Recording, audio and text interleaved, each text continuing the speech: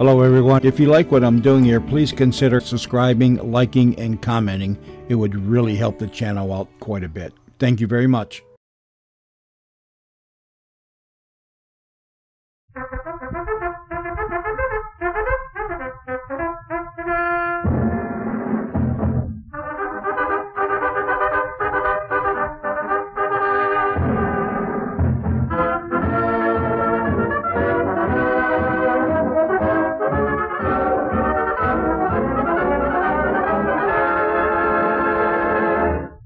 Command Performance, USA, the greatest entertainers in America, as requested by you, the fighting men of the United States Armed Forces throughout the world. Command Performance! Presented this week and every week till it's over there.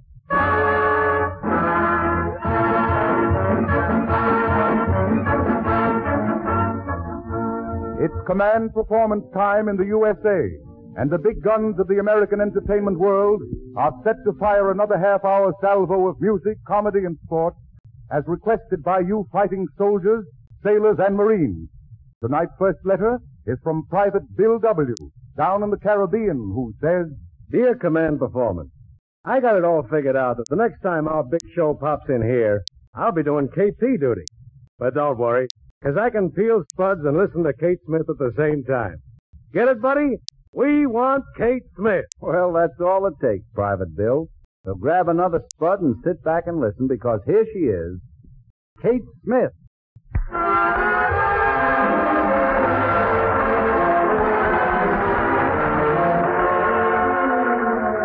Greetings to you, buddies. What do you say? What's new?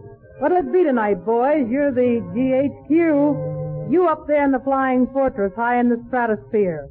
You with the Jeep. Or the briny deep. What would you like to hear? What'll it be, Leatherneck? Out there stalking our foes. This is a Command Performance, and whatever you say, goes. And now for Private Bill down in Caribbean, Kate Smith sings, How About You? I like New York in June. How about you? I like a Gershwin tune. How about you? I like a fire's high when a storm is due. I like potato chips, moonlight, motor trips. How about you? I'm mad about good books, can't get my fill. And Franklin Roosevelt's look, they sure give me a thrill. Holding hands in the movie show when all the lights are low may not be new, but I like it. How about you?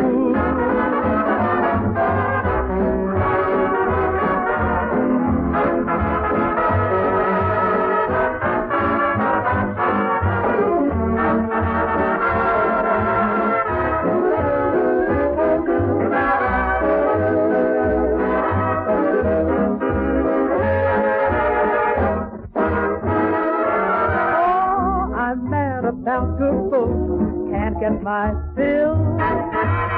And Franklin Roosevelt look, they sure give me a thrill. Holding hands in the movie show when all the lights are low may not be new, but I like it. How about you?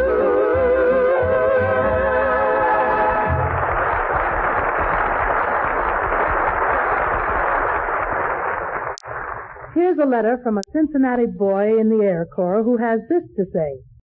What's happened to Henny Youngman? Tall, dark, and crazier than a flock of loons.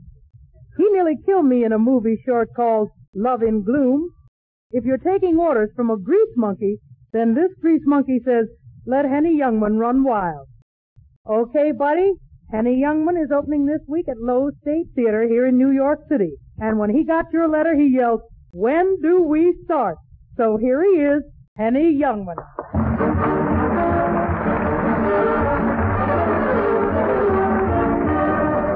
Thank you, and I want to thank the boys in the Air Corps for asking for me. Naturally, they all know me. Flew my own plane for 2 years, then a rubber band broke. By the way, I want to apologize for being late. Boy, did I have a busy day today. I went down to the Red Cross. You know, I offered them a pint of my blood. They looked at me and they talked me into taking a pint of theirs. Fine doctors they got down there, wise guys. The one that examined me for blood worked on me for 3 hours. First he used a stethoscope, then a fluoroscope, then a microscope. Finally he said, "Okay, Youngman, we give up. Where'd you hide it?"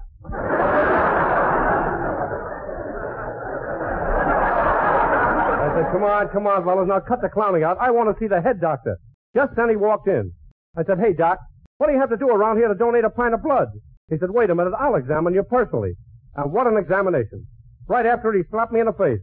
I said, "What's the idea, Doc?" He said, "When we want hot water, we'll send for you." That isn't all that happened.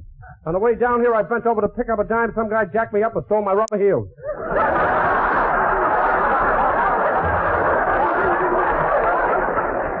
Not that I care, mind you, not that I care. You're looking at a man who owns a tire outright. Incidentally, if any of you ladies want to come up to my room to see my tires, lady, you're welcome. Talking about ladies, there's two kinds of women, the pretty ones and the ones I get. I was out with a girl last night so ugly when she ordered a tongue sandwich, the tongue went... Brother, was she ugly. She was a professional blind date. She looked like Tobacco Road on a wet night. 4 drunks looked at her, they took the pledge. Of course, the place for beautiful women is Hollywood. I just got back from there, you know. I was in one picture with Mr. Charles Lawton called The Hunchback of Notre Dame. I wasn't exactly in the picture. I was the guy they shoved up Lawton's back.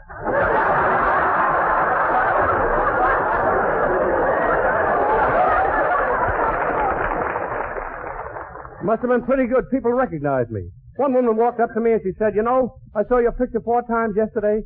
I said, "Why, did you like it so much?" She said, "No, I couldn't find my shoes." But after all, folks, there's no place like New York. I went to see the fights the other night at Madison Square Garden. Ted Collins got me seats. You know, he has connections. From where I sat, the fight was only a rumor. I was up so high, I was getting spirit messages. The usher got me halfway up the stairs. He said, "You'll have to go the rest of the way by yourself. From here on, my nose starts to bleed." I was the only guy on my row without a harp. I said to the man next to me, "How do you like the fight?" He said, "What fight?" "I'm flying the mail to Pittsburgh."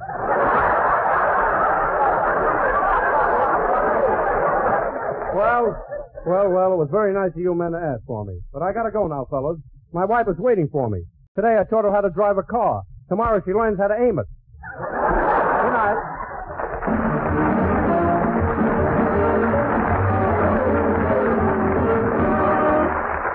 Thank you very much, Henny Youngman. Dear Command Performance, says our next order of the evening, Hedy Lamarr and Ann Sheridan may be tops with the majority of this man's army, but the voice I'm anxious to hear answers to the name of Queenie. She may not be a sweater girl, but she's the only female I ever knew who didn't give me any trouble. I'd be mighty grateful if I could just hear her speak. Well, Private MJS, thanks to a couple of Columbia Network sound engineers and their recording apparatus, here is your Queenie's voice.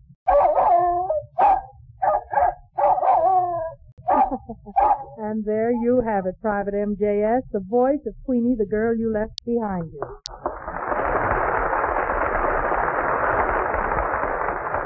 And now, in response to the command of a yeoman somewhere in the South Pacific, the popular MC of the famous Hit Parade sings, "There's Gonna Be a Great Day." All right, come on, Barry Wood, and let's hear it.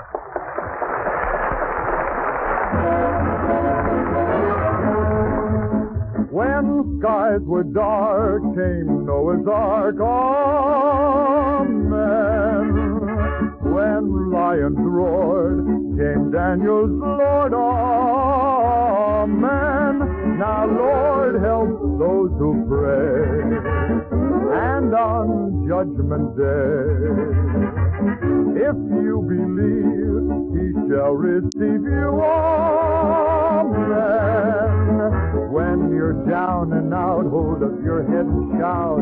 There's gonna be a great day. Those angels in the sky promise that by and by there's gonna be a great day. Gabriel will warn you some early morn. You will hear his horn. Rudy Tootin', it's not far away. Hold up your hands and say there's gonna be a great day. Gabriel will warn you some early morn. You will hear his horn. It's not far away. Hold up your hands and say there's gonna be a great day.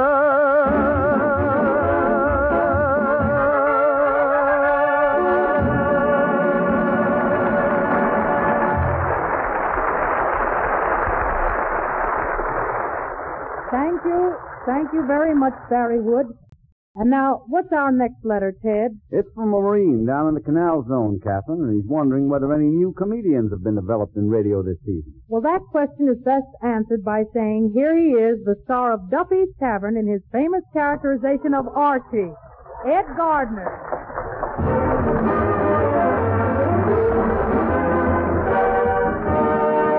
Ted? Okay. How are you, Archie? Well, I didn't think I was going to get away tonight after talking on the phone to Duffy. Mad in a hornet's nest tonight, you know. About the ball team. He can't find a guy to replace Two-Top Gruskin, two-headed pitcher, you know. A pitcher with two heads? Pitcher with two heads, yeah. Why? The fella actually has two heads. Yeah, two heads. This thing will show you what a genius Duffy is as a manager, too, Mr. Collins, you see. Says to Dugan, the shortstop, one day, he says, Dugan, we got a great ball team here, but I'm afraid it lacks color. What's the answer?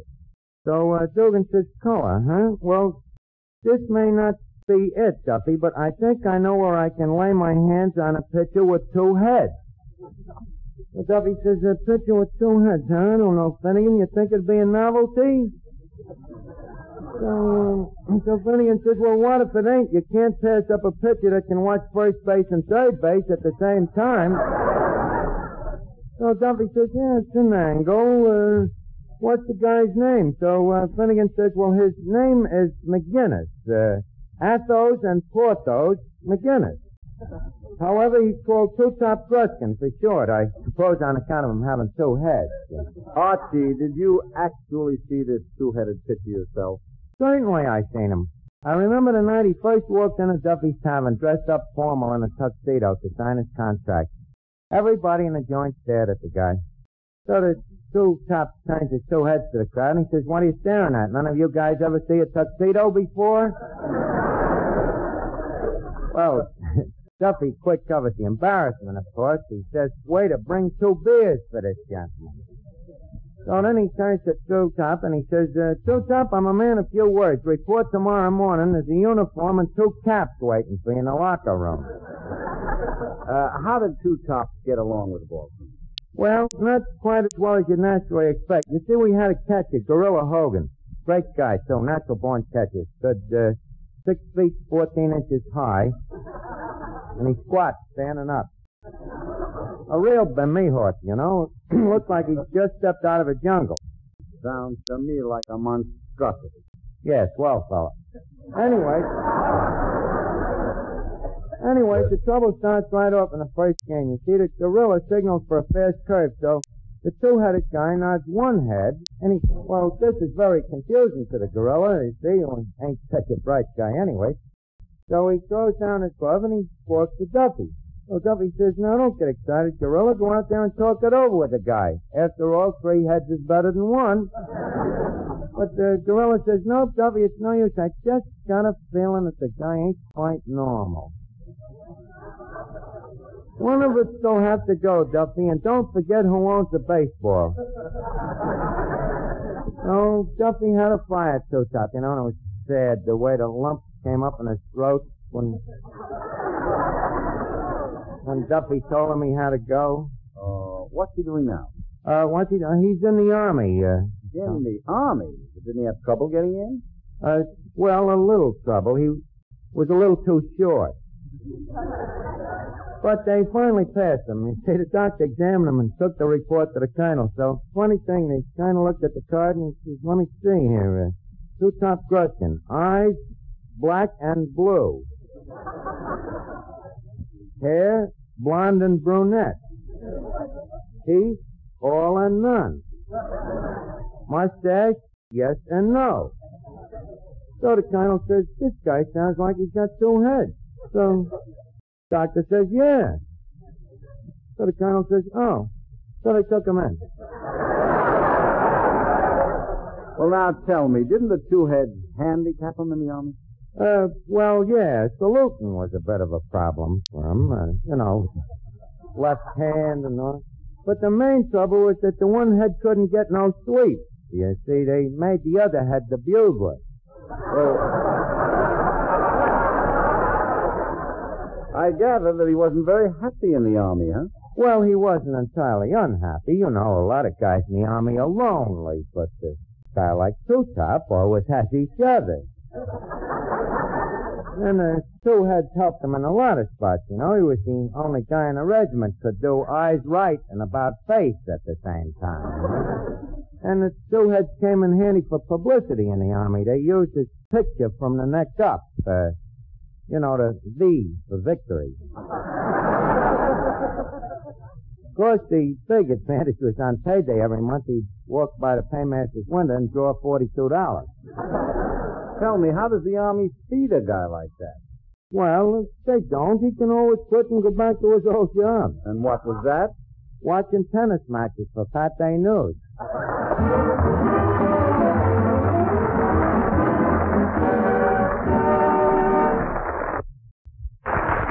Thank you, Ed Gardner. And now, boys, I want you to listen to this letter from a soldier. And I mean a real soldier. I can't tell you where he is, but he's doing his bit under a certain general whose name starts out with M.A.C. I fought in the last war, he says, and there was a song then that meant an awful lot to me. I'd like to hear it again now. How's about somebody singing a chorus of Keep the Home Fires Burning? Well, brothers, here is your song, sung by the entire studio audience right here in the theater tonight. Keep the home fires burning.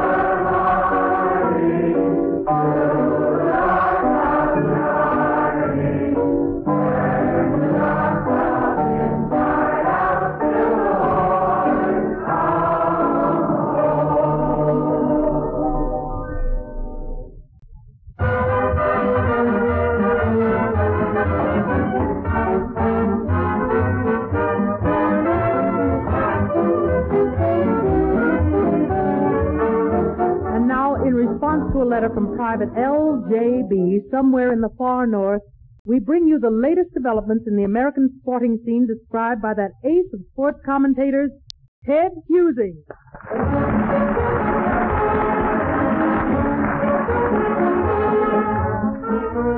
Hello there, fellows. Here's a summary of the sports news to the present time. In baseball, all the clubs are hard at work conditioning themselves for the coming campaigns. The Yankees are so strong they're again considered the ultimate champions for this year. Over in the National League, the Dodgers have been strengthened by the purchase of Archie Vaughan, and that practically hands the pennant to the boys from Daffyville. You know, men, that the president has just announced that he's in favor of continuing sports, particularly baseball, as a wartime recreational effort. And in the exhibition games played to date, it's rather amazing that all the clubs are showing mid-season form at bat and the field. In boxing, Joe Louis, who will meet Abe Simon at the end of the month and donate his entire purse to the Army Emergency Relief Fund, continues to prove that he is more than a fighting champion. He has endeared himself to all sport fans by his fight with Buddy Bear for the Navy Relief Fund and by his conduct in the Army. Jimmy Walker said of Joe, he laid a rose on Lincoln's grave. And Joe himself spoke a simple speech at the Garden the other night that made the fans stand up and yell back in applause. You know, nothing else in boxing matters, fellas, but Joe Louis. In track and field, Dutch Warmadam continues his amazing sky-high pole vaulting, and right now, at this moment in San Francisco, he's attempting to clear 16 feet.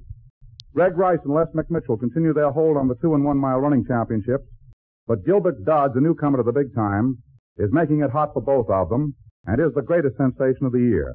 In horse racing, Al Sabb, last year's 2-year-old champion, has been lacking in speed as a 3-year-old this year, and when the Kentucky Derby comes around in May, some little-known nag is liable to take the run for the roses all for himself.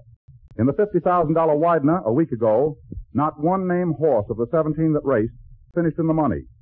And incidentally, bad news. Eddie Arcaro broke his arm today in a spill at Florida's Tropical Park. In golf, Lloyd Mangrum, Chick Harbert, and one or two of the others not so well known are stepping on the toes of the famous headliners while stomping through the winter circuit. The Masters tournament will be held in Augusta in April, and Craig Wood, who has dominated each renewal since it began in 1934, should come back out on top again. And that's all the scoreboard shows. So long, fellas. Thanks, Ted Husing. Thank you very much. And now just listen to this letter, fellas, and hold on to your hats. It says, Dear Command Performance, I'm a lieutenant in the Army, but I'm not a fighting man. Actually, I use lipstick, and I even tint my fingernails and pluck my eyebrows. But don't be alarmed, because I'm a nurse in the United States Army. Army nurses are usually carrying out the doctor's orders. But here's one time the nurse prescribed, and the prescription, Robert Benchley. Well, little lady, here's your wish right now. Here he is, Robert Benchley.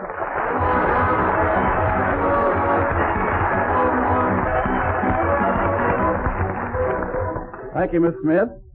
This is a speech that I'm prepared to deliver tomorrow to a group of sailors at one of the naval training stations.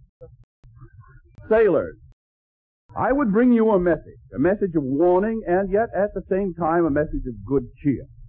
You are about to venture out into the world, and it's high time that you learn something about the facts of life.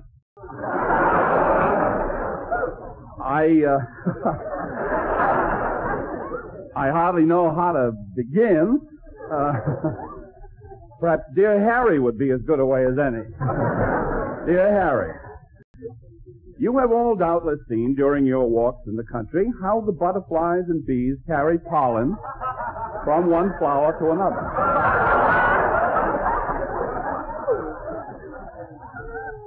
It is very dull.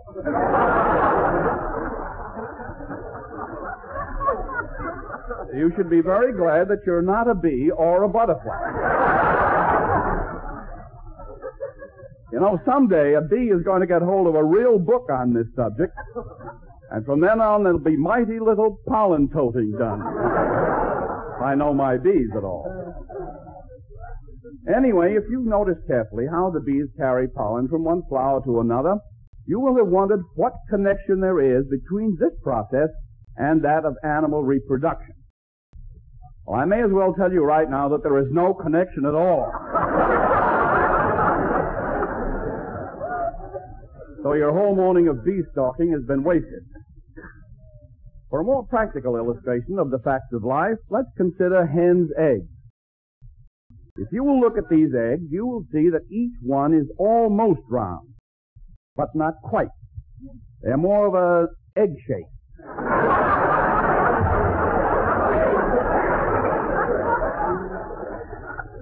Now, this is nature's way of distinguishing eggs from large golf balls.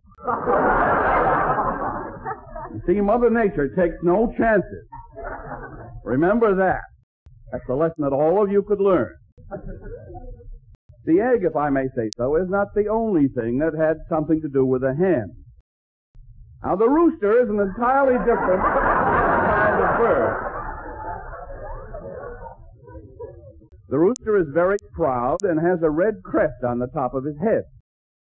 This red crest is put there by nature so that the hen can see the rooster coming in a crowd and can hop into a taxi or make a previous engagement. If she wants to. I don't know. But before we take up this phase of the question, for it is a question, let's go back to the fish kingdom. Fish are probably the worst examples you can find. In the first place, because they work underwater. And in the second, because they don't know anything. You won't find a fish in a million that has enough sense to come in out of the ring. Now, the only way a fish can go wrong is through drink or stealing. This makes the fish's life highly unattractive. After a time, one get very tired of drinking and stealing, I'm sure. Well, we've now covered the various agencies of nature for populating the earth with the lesser forms of life. We've purposely omitted any reference to the reproduction of those unicellular organisms which reproduce by dividing themselves up into 2, 4, 8, and so forth, parts without any outside assistance at all. This method is too silly to discuss.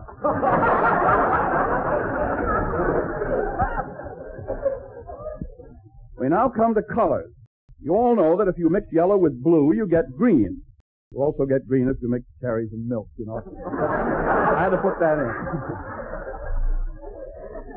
The derivation of one color from the mixture of two other colors is not generally considered a biological phenomenon, but it's because the psychoanalysts haven't got around to it yet. By next season, it won't be safe to admit that you like to paint even. People will begin to wonder about it. All of which brings us to the point of wondering if the facts of life are not all a gigantic hoax. A scientist has already come out with the announcement that there is no such thing as 100% male or 100% female. If this is true, it's going to throw a lot of people out of work. I think this just about covers all there is to be said on the subject, or all that we're allowed to say on the subject. But if there are any questions, or even any answers that you want to put to me, I will be in the lobby after the rally, or the rally after the lobby, and you just try and stump me. Shall we? Thank you very much.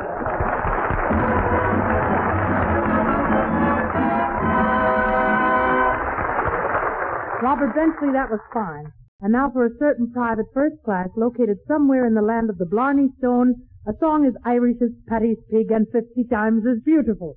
Rose O'Day.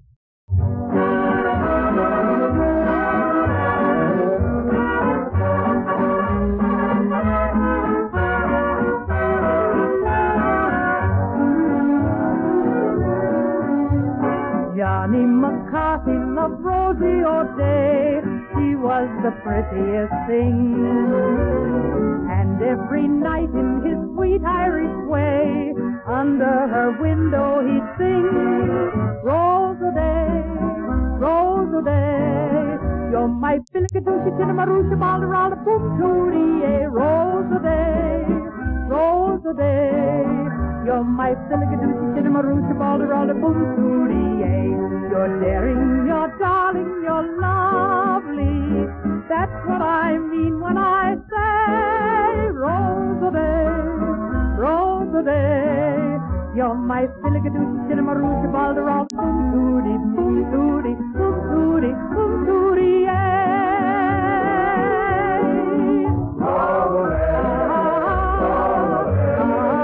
you're my filligadooshie, tinnamarooshie, balderalla, boom tootie,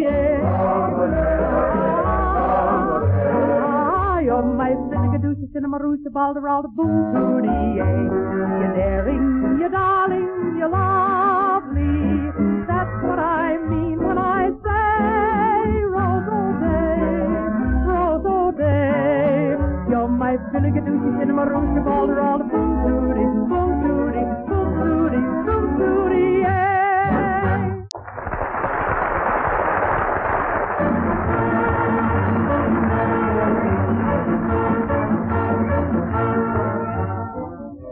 A little colored boy down south buried his face in a big piece of Georgia watermelon.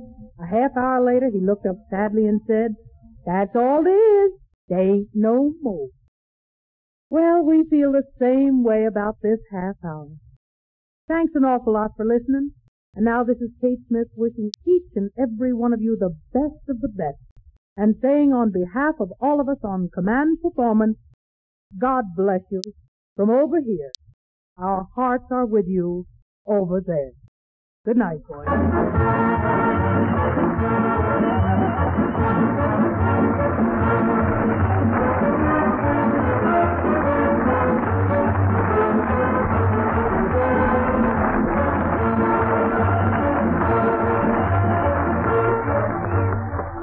Command Performance USA is broadcast every week at this same time to the fighting men in Uncle Sam's Armed Forces. It's your show, men, tailor-made to your request for entertainment from home. Let us know what you'd like to hear, and we'll produce it. For this is the American entertainment industry's own tribute to you, the men at the front. Address your request to Command Performance USA in care of the station to which you are listening. So long, buddy.